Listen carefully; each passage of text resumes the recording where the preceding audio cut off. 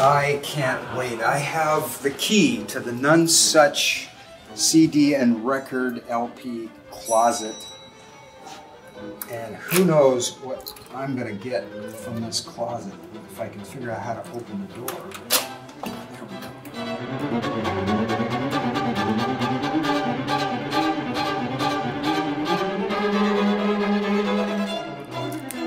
It's this one. Kronos Quartet. I love this CD. Nonesuch Verdish, one of the most beautiful pieces there is that I know of. And the sound of Paretish's guitar, there's actually two guitars that are playing. But Paretish arrived at something that very few musicians arrived at, and he was someone who stood up to the government and the repressive government that surrounded him in Portugal. And he made some of the most exquisite music. And when I heard this, it was Bob Hurwitz that introduced me to this recording. And I realized Kronos has to play the music of Kronos Quartet.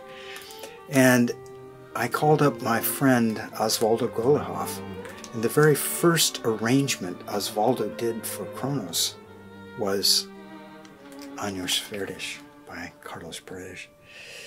And so for me, this recording is seminal. It's essential. Everybody in the world ought to be able to hear this recording, in my opinion. Okay.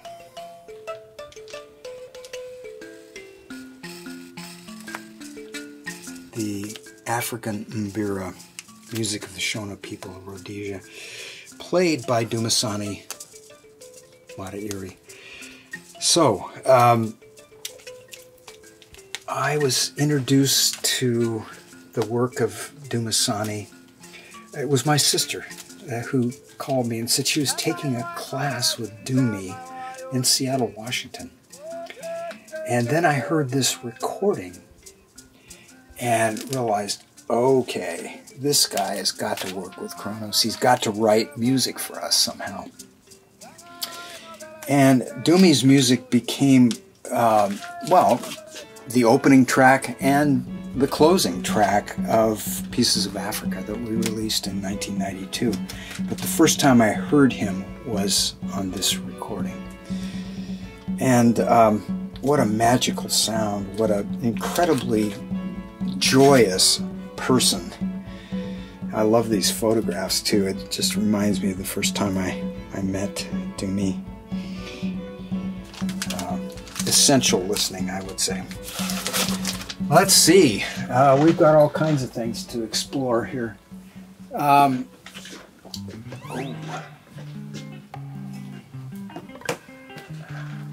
Okay.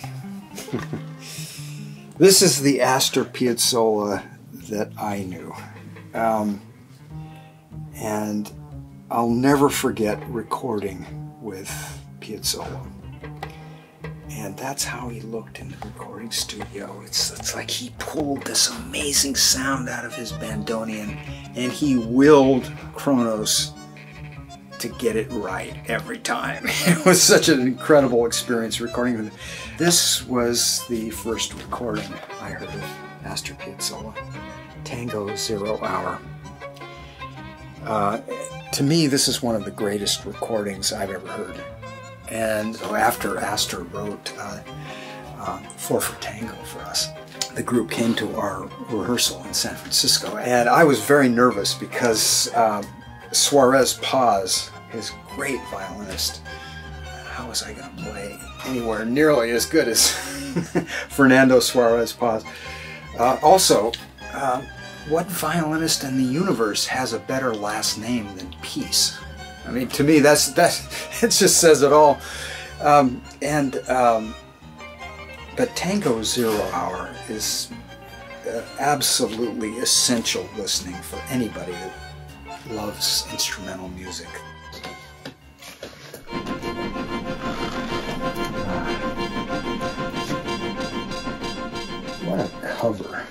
I remember when I first saw this cover, that Frank Olinsky, and I just thought, wow, this is incredible. We heard the demos, and so we had some kind of an idea of what it was going to be like. But really, we got the full effect of the piece very slowly over 9 days of recording. And so we would layer one quartet, and then we'd layer another and another and another, 4 quartets. And the piece, it just came into focus like no other piece. And when we started performing different trains, it totally changed Kronos, because we realized very quickly we needed our own dedicated sound engineer. So after different trains premiere, Kronos became really a quintet, and have been that way ever since. And so the world of possibilities just grew immensely after different trains. And there's so many poignant moments we've had with Steve Reich's music over the years. I mean, he's written his 3 quartets for us, triple quartet and WTC 911, but there's nothing quite like different trains. Composers all over the world began to realize what was possible in this art form that Kronos is a part of. And it was different trains that really enlarged and opened up the rest of the world to this art form in a way that no other piece ever has done, I think.